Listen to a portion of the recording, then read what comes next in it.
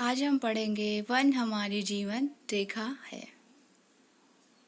जैसा कि यह कुछ तो हमारे हाथों में भी होती है जीवन रेखाएं, जो हमें पंडित लोग देख के बताते हैं, लेकिन वन भी एक हमारी जीवन की रेखाएं हैं।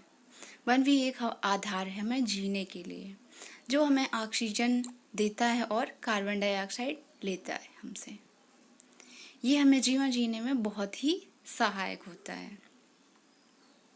एक शाम बूझो एक वृद्ध व्यक्ति के साथ पार्क में गया। उसने उनका परिचय अपने मित्रों से कराया। वे विश्वविद्यालय में कार्यरत एक वैज्ञानिक थे। बच्चे खेलने लगे और वैज्ञानिक बैठ गए। वे थके हुए थे क्योंकि उन्होंने शहर के स्वर्ण जयंती समारोह में भागीदारी की थी। थोड़ी देर में बच्चे उनके इर्द गिर्द आकार बैठ गए, मतलब उनके आसपास चारों तरफ बैठ गए। बच्चे समारोह के बारे में जानना चाहते थे, लेकिन उस अध्यापक ने सांस्कृतिक कार्यक्रम के पश्चात वरिष्ठ नागरिकों के शहर की बेरोजगारी की समस्या पर चर्चा की थी। शहर के ठीक बाहर स्थित वन क्षेत्र की सफाई करके एक कारखाना स्थापित करने की योजना प्रस्तुत की गई थी। इससे शहर की बढ़ती जनसंख्या को नौकरी पाने का एक मौका मिलेगा। ये उन वैज्ञानिकों ने बच्चों को बताया। बच्चों को बहुत आश्चर्य हुआ जब वैज्ञानिकों ने बताया कि उनके लोगों ने इस प्रस्ताव का विरोध किया था। प्रस्ताव की विरोध का कारण बताते हुए वैज्ञानिक ने समझाया, हरे भरे वन हमारे लिए उतने ही महत्वपूर्ण हैं जितना हमारे फेफड़े हैं, इसलिए इन्हें हरे फेफड़े भी कहा जाता है। वन जल शोधन तंत्रों के रूप में भी कार्य करते हैं। उनकी बातें सुनकर बच्चे भ्रमित हो गए। वैज्ञानिक बच्चों ने वन नहीं देखा है। बच्चे वन के बारे में और अधिक जानना चाहते थे, अतः उन्होंने वैज्ञानिक के साथ वन में जाने की निश्चय किया, यानी वन भ्रमण, वन के चारों तरफ घूमना। एक रविवार प्रातः बच्चे चाकू, हैंड लेंस, छड़ी, नोटबुक आदि जैसी कुछ वस्तुएं साथ लेकर वैज्ञानिक के गांव के समीप के वन की ओर निकल पड़े। रास्ते में उन्हें पास के गांव का अपनी उम्र का एक लड़का टीनू मिला, जो अपनी चाची के साथ मवेशियों या बकरी भेड़िया को वन में चराने ले जा रहा था। उन्होंने पाया कि टिम्बू बहुत फुर्तीला है, क्योंकि वह भेड़ियों के झुंड के साथ रहने के आन-पान या उन्हें इधर उधर करने यहाँ वहाँ जा रहा था। बच्चों को देखकर टिम्बू ने भी उनके साथ चलना शुरू कर दिया, जबकि भेड़ियों को लेकर उसकी चाची दूसरी ओर निकल गई। जैसे ही उन लोगों ने वन में प्रवेश किया, टिम्बू ने अपना हाथ उठाकर सबको शांत रहने के लिए संकेत दिया, क्योंकि शोर से वन में रहने वाले जंतुओं को परेशानी हो सकती है। फिर टिम्बू ने वन में ऊंचाई पर स्थित ऐसे स्थान पर ले गया जहां से सभी वन का व्यापक दृश्य देख सके। बच्चे आश्चर्यचकित हो गए, क्योंकि उन्हें दूर दूर तक कहीं भी जमीन दिखाई नहीं दे रही थी। विभिन्न वृक्षों के शिखरों ने भूमि के ऊपर हरा आवरण सा बना दिया था।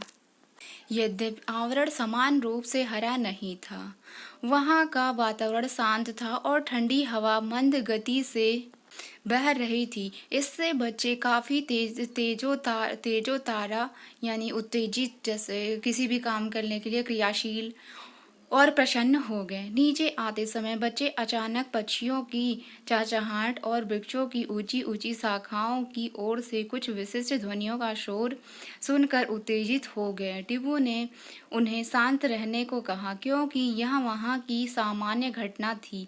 बच्चों की उपस्थिति के कारण कुछ बंदर वृक्षों पर और ऊंची शाखाओं पर चढ़ गए थे, जिससे वहाँ विश्राम कर रहे पक्षी अशांत हो गए थे। जंतु अक्सर अन्य जंतुओं को सचेत करने के लिए विशिष्ट प्रकार की ध्वनि करके चेतावनी देते हैं। टिम्बू ने यह भी बताया कि सूकर, गौर, गीदड़, से ही हाथी जैसे जंतु वन के अधिक सघन क्षेत्रों में रहते हैं। जैसा कि हमें डायग्राम में दिखाया गया है, वैज्ञानिक ने बच्चों को सावधान किया कि उन्हें वन के अधिक सघन क्षेत्रों में नहीं जाना चाहिए। अब बच्चे स्वयं देख रहे थे कि वन किस प्रकार अनेक जंतु और पादपों के लिए आश्रय या आवास प्रदान करते हैं। जिस भूमि पर बच्चे चल रहे थे वह उबड़-खाबड़ थी, मतलब कि समतल नहीं थी और अनेक वृक्षों से ढकी थी। टीमू ने शाल, टीक, सोमल, शीशम, नीम, पलास, अंजीर, खैर, आंवला, बांस, कचनार आदि के वृक्षों की पहचान करने में उनकी मदद की। वैज्ञानिक ने बताया कि वन में अनेक प्रकार के वृक्ष, झाड़ियां, शाक और घास पाई जाती हैं। वृक्षों पर विभिन्न प्रकार की विसर्पी लताएं और आरोही लताएं भी लिपटी हुई थी। वृक्षों की घनी पत्तियों के आवरण के कारण सूर्य मुश्किल से ही कहीं दिखाई दे रहा था, जिससे वन के अंदर काफी अंधकार था। अब इसका कुछ क्रियाकलाप समझते हैं। अपने घर की विभिन्न वस्तुओं को ध्यान से देखकर उन वस्तुओं की सूची बनाइए जो ऐसी सामग्री से बनाई गई है जिन्हें वनों से प्राप्त किया गया हो। आपकी सूची में कांच से बनी अनेक वस्तुएं जैसे प्लाईवुड, ईंधन की लकड़ी, बक्से, कागज, माचिस की तिल्लियां और फर्नीचर हो सकते हैं। क्या आप जानते हैं कि गोंद, तेल, मसाले, जंतुओं का चारा और औषधीय पादप या जड़ी बूटी भी वनों से प्राप्त उत्पाद हैं। शीला समझ नहीं पा रही थी कि आखिर इन वृक्षों को किसने लगाया। वैज्ञानिक ने बताया कि प्रकृति में वृक्ष पर्याप्त मात्रा में बीज उत्पन्न करते हैं। वन की भूमि उनके अंकुरण और पौधों में विकसित होने के लिए अनुकूल परिस्थितियां प्रदान करती हैं। इनमें से कुछ वृक्षों के रूप में वृद्धि कर जाते हैं। उन्होंने यह भी बताया कि किसी वृक्ष का शाखीय भाग तने से ऊपर उठ जाता है जो शिखर कहलाता है। वैज्ञानिक ने बच्चों से ऊपर की ओर देखकर यह नोट करने को कहा कि वन में ऊंचे वृक्षों की शाखाएं किस प्रकार कम ऊंचाई के वृक्षों के ऊपर छत की तरह दिखाई देती हैं। उन्होंने बताया कि यह वितान कहलाता है। अपने आसपास के किसी वन अथवा उद्यान में आ जाइए, वृक्षों को देखिए और उनके नाम जानने का प्रयास कीजिए। इस कार्य में आप अपने बुजुर्गों, अध्यापकों अथवा पुस्तकों की सहायता ले सकते हैं। जिन वृक्षों को आप देखें उनकी विशेषताओं जैसे लंबाई, पत्तियों का आकार, शिखर, पुष्पों और फलों के सूचीबद्ध कीजिए। कुछ वृक्षों के शिखर के चित्र भी बनाए गए हैं। वैज्ञानिक ने बताया कि वृक्षों के शिखर की आकृति और साइज के परस्पर भिन्न होते हैं। इसी कारण किसी वन में विभिन्न ऊंचाइयों पर क्षैतिज परतें बनी होती हैं। इन्हें अधोतल कहते हैं। विशाल और ऊंचे वृक्ष शीर्ष परत बनाते हैं जिनके नीचे झाड़ियाँ और ऊंची घास की परतें होती हैं और सबसे नीचे की परत शाक बनाती है। क्या सभी वनों में वृक्ष समान प्रकार से होते हैं? बूचो ने पूछा। वैज्ञानिक ने कहा, नहीं, विभिन्न जलवायवीय परिस्थितियों के कारण वृक्षों और अन्य प्रकार के पादपों की किस्मों में भिन्नताएं पाई जाती हैं। जंतुओं के प्रकार भी विभिन्न वनों के भिन्न होते हैं।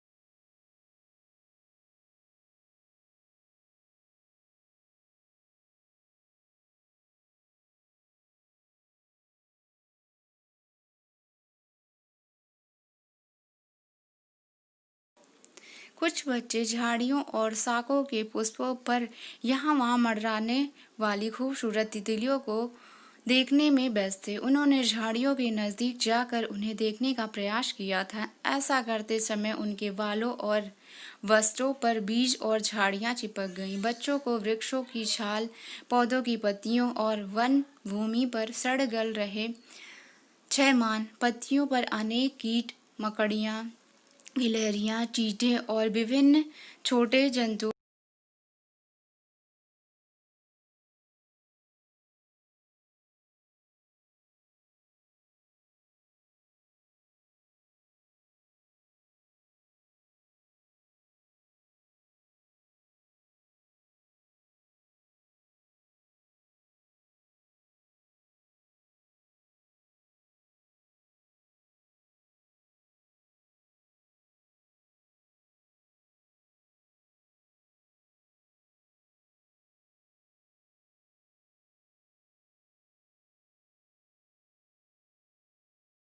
भी दिखाई दिए, जो कि हमें डायग्राम में दिख रहा। उन्होंने उन जीवों के चित्र बनाने आरंभ कर दिए। वन भूमि की सतह गहरे रंग की दिखाई दे रही थी तथा वह सूखी और छायामान पत्तियों, फूलों, बीजों, टहनियों और छोटे शाखों से ढकी हुई थी। छायामान पदार्थ आर्द्र और नमी थे।